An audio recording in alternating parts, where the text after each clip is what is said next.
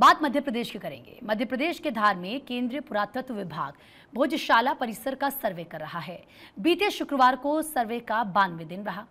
ASI की team करीब 6 घंटे तक सर्वे किया और ये कहा गया कि इस सर्वे में कई ऐसी चीजें मिली हैं जिसके बाद हिंदू पक्ष ने इनके हिंदू धर्म से जुड़े होने का दावा किया है।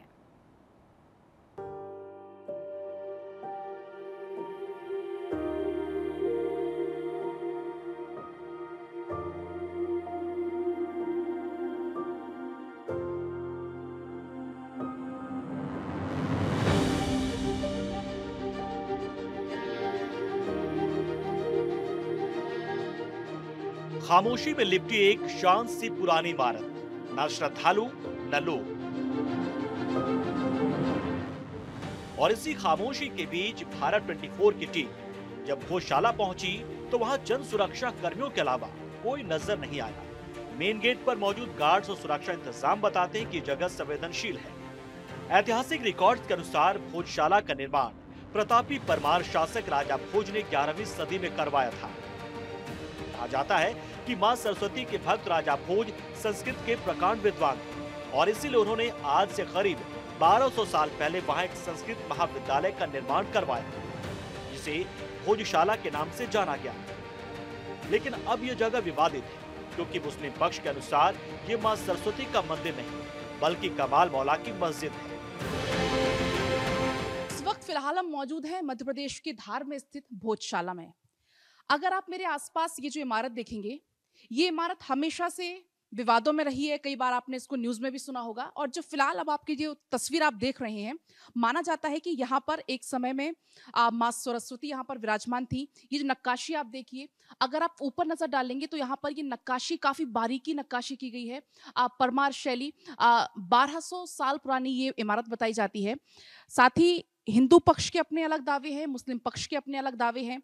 एएसआई ने फिलहाल इस इमारत को अपने अधीन ले रखा है। यहाँ के जो खंबे हैं उनकी आप नक्काशी को देखिए, जो दीवारें हैं उनकी नक्काशी को आप देखिए, काफी बारीक नक्काशी यहाँ पर की गई है। परमार शैली इस नक्काशी को कहा जाता है।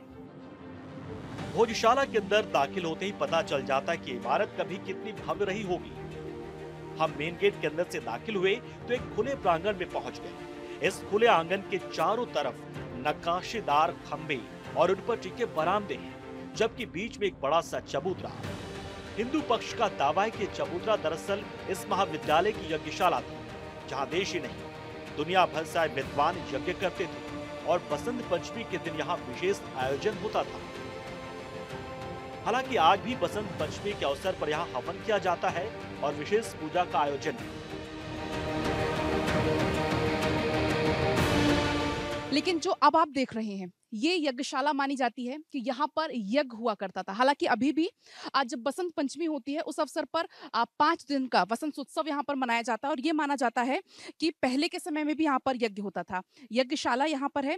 हालांकि जब बसंत उत्सव जब शुरू होता है, 5 दिन का ये उत्सव होता है, यहाँ से उगते हुए सूर्य को अर्घ्य दिया जाता है और यहाँ से बसंत उत्सव की शुरुआत होती है और 5 दिन तक काफी धूमधाम से बसंत उत्सव यहाँ पर चलता है। और लास्ट में जब अंतिम दिन होता है, जब भी यहाँ पर पूर्णाहुति इसी यज्ञ से दी जाती है।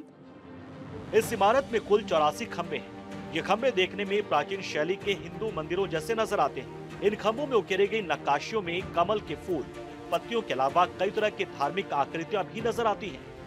यज्ञशाला से आगे बढ़ने पर सामने भोजशाला का मुख्य हिस्सा है। नक्काशी द्वार खंबों पर टिका ये बड़ा सा बरामदा और इसके बीचों बीच स्थित बड़ा सा गुम्बद। इस गुम्बद के छत पर भी भव्य नक्काशी और चित्रकारी की गई है। भोजशाला का हिस्सा न सिर्फ बेहद खूबसूरत है बल्कि ये बताता है कि भोजशाला और इससे जुड़ा अतीत कितना वैभवशाली रहा होगा। अभी हमने इन सब विषयों को लेकर के जो मांगे हिंदू समाज सत्याग्रह के माध्यम से कर रहा था कि भोजशाला की मुक्ति और गौरव की पुनः स्थापना, भोजशाला का पूर्ण स्वामित्व हिंदू समाज को मिले, भोजशाला का पुराना स्वरूप जो राजा भोज के कार्यकाल में इस परिसर का रहा है उस स्वरूप में प्राप्त हो, इन सब विषयों को लेकर